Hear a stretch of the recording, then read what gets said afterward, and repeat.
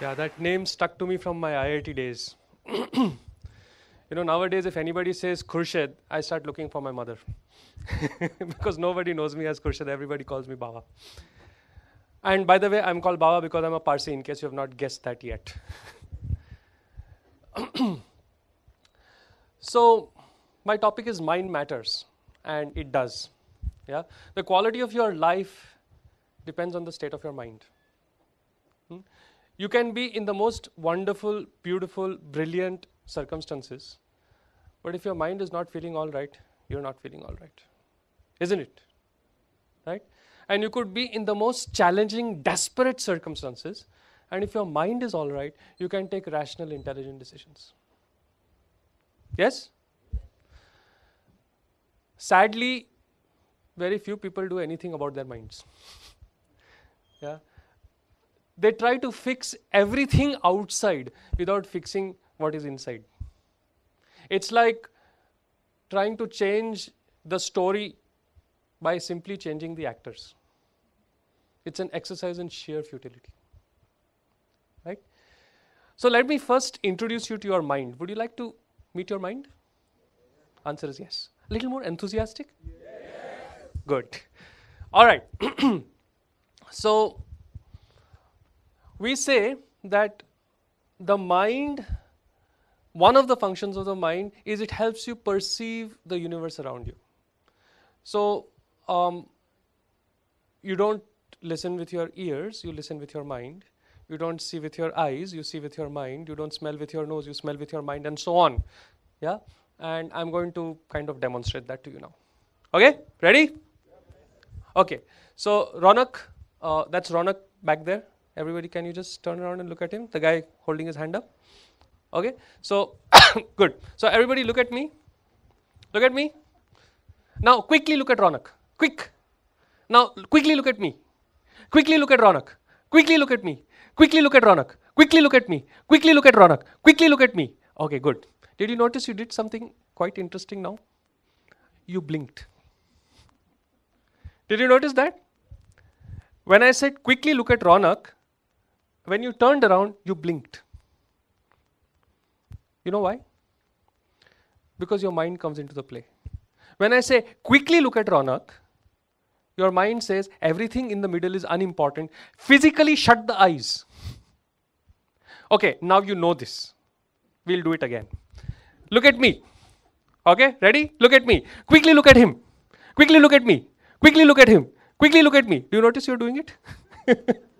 Okay, now keep your eyes open. Don't blink. All right? Don't blink. Look at me. Quickly look at him.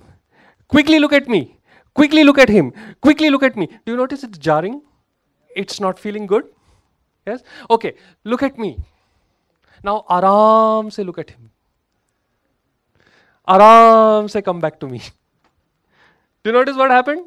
Now, because the instruction is different, the mind says, okay, things on the way are important. So it doesn't blink. Yes? Interesting, huh? So, the mind kicks in and filters stuff for you. See, right now I am saying something. Yeah? But the sound of the fan is there. The sound of the creaking chair is there. But you didn't hear that. Actually, you did, but you didn't pay attention to it. Right? All of us are wearing clothes, unfortunately, in this heat. Yes? Do we really realize that we are wearing clothes? You know, if we did, we would go completely cuckoo in a few minutes. Right? Have you noticed when you wear a new watch or something like that, it kind of bothers you for a little while? Yes? And that's because the mind is going, hey, something new, something new, something new, attention, attention, attention. But after a few hours, maybe a few days, it becomes part of you. So the mind doesn't take its attention over there anymore.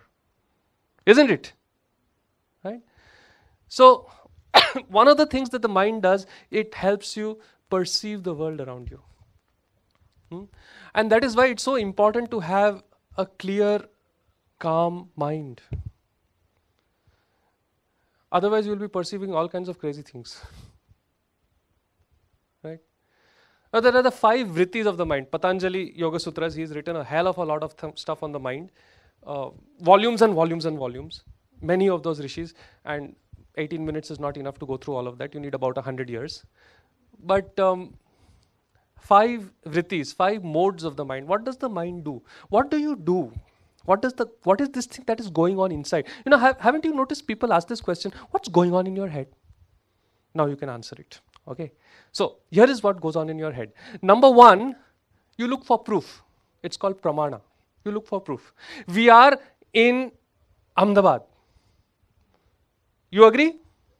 Why?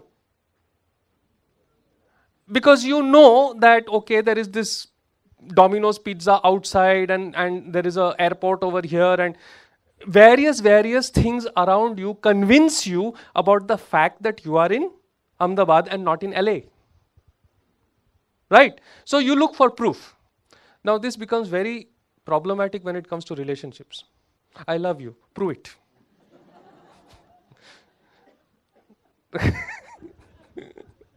Right? The mind looks for proof.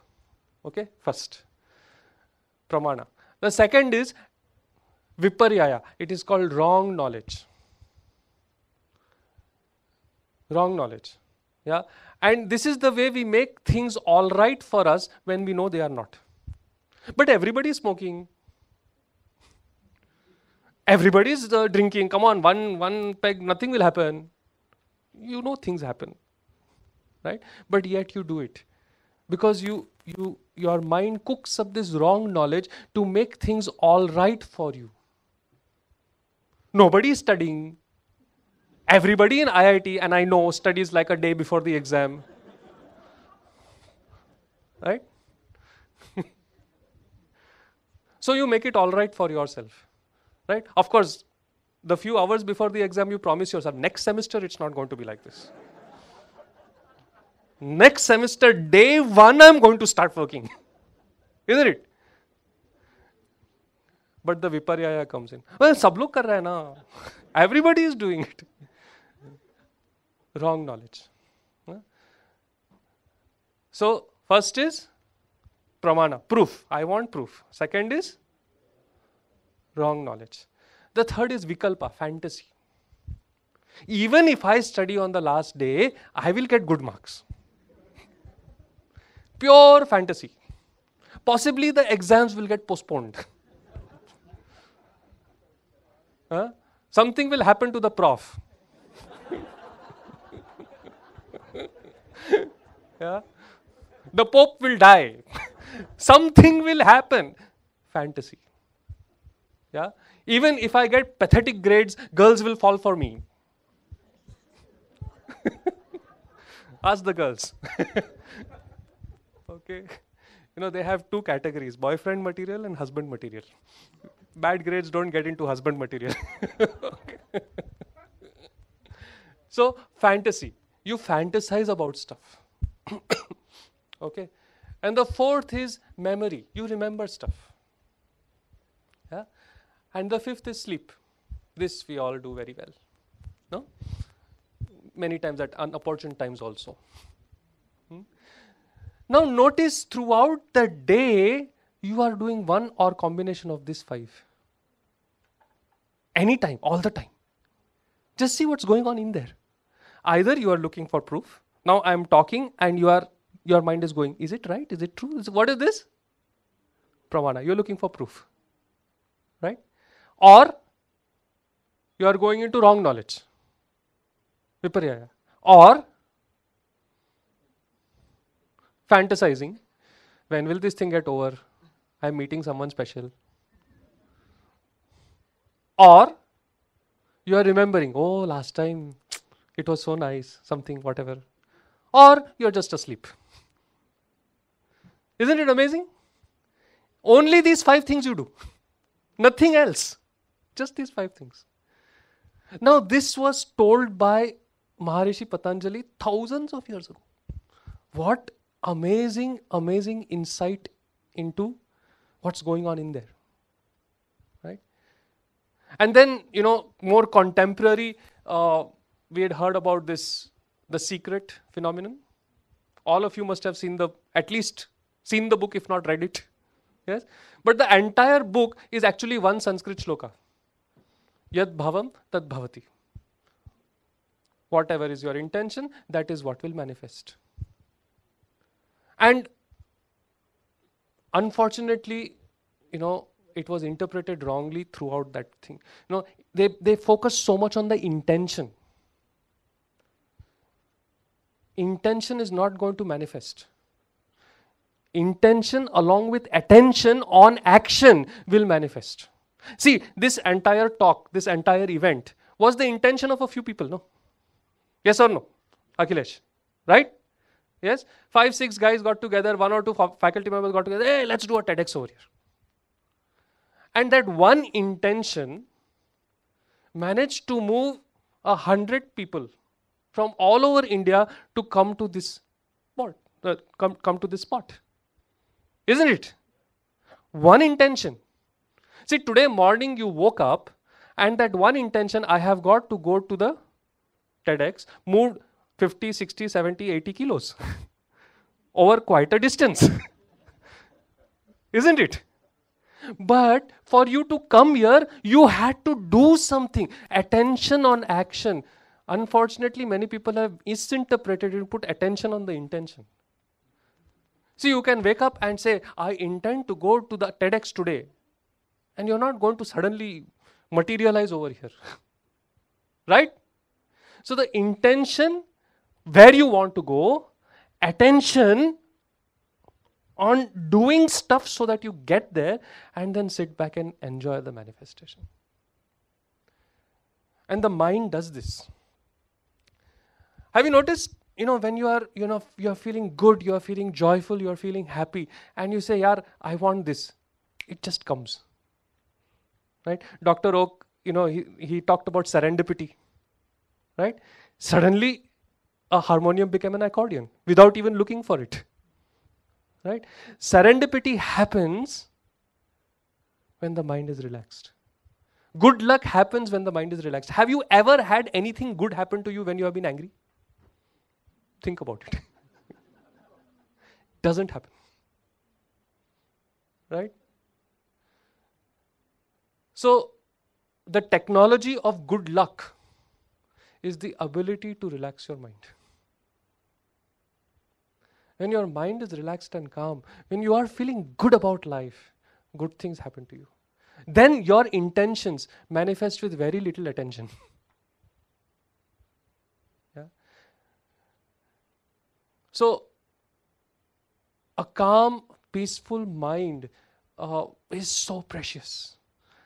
And the amazing part is that India, we have the technology of getting everyone there. It's not a big deal. It's not a big deal at all. People think you have to meditate, whatever, 20 years, 30 years, for nothing. One weekend. Yes, it is very easy, very possible, provided you know how. See, if you tell a Gujarati housewife, well, Gujarati housewife is not a good example. If you tell a South Indian housewife, Gujarati housewives make everything. If you tell a South Indian housewife, make pizza, she is going to struggle. But you tell her to make dosa, just like that. Why? Because she knows how to do it. Easy when you know how. Similarly, if you tell an Italian, make pizza, they do it in their sleep. It's how we make rice, they make pizza. I'm talking through experience. Right? So when you know how to do it, it's very easy. If you don't know how to do it, it can be very tough, very challenging. So getting your mind into a calm, peaceful state is perhaps one of the greatest gifts we can give to ourselves and to the people around us. Because when the mind is calm, good things happen, creativity happens, productivity happens, efficiency happens. All the things that you want in your life just spontaneously come to you without any problems. And the technology of getting there is available in our yoga, is available in pranayam, is available in meditation. Yeah? And it is contemporarized so beautifully by Art of Living. So that you don't need to, get involved with desperate Sanskrit to actually meditate. Right? So to end, everybody please check your fingers. Do you have 10 fingers? Yes? Everybody has 10 fingers? Yes? So potentially, everybody in this room can play the piano? Yes? Do you? Everybody in the room plays the piano. Wow. Do you play? Everybody? No, not really. Why not? Either you never learned or you learnt and didn't practice. Right? Everybody has a mind? Are all our minds calm, peaceful, joyful, happy? Maybe. Mostly not. Why not? Because we never learned. And if we learned, we never practiced.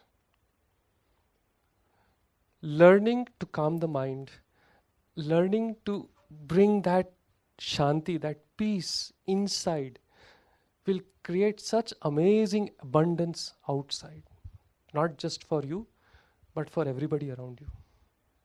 Yeah, and I think that's an idea worth spreading. Jai Gurudev.